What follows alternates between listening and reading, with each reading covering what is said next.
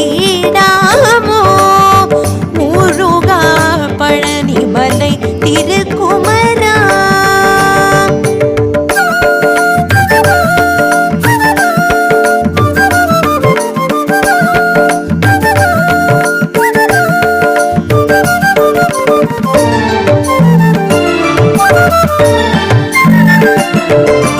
குழலின் ஓசையும் யாழின் இசையும் தும்புரு நாதமும் மதுர சங்கீதமும் சதங்கையின் ஒலியும் சங்கின் முழக்கமும் தாலாட்டின்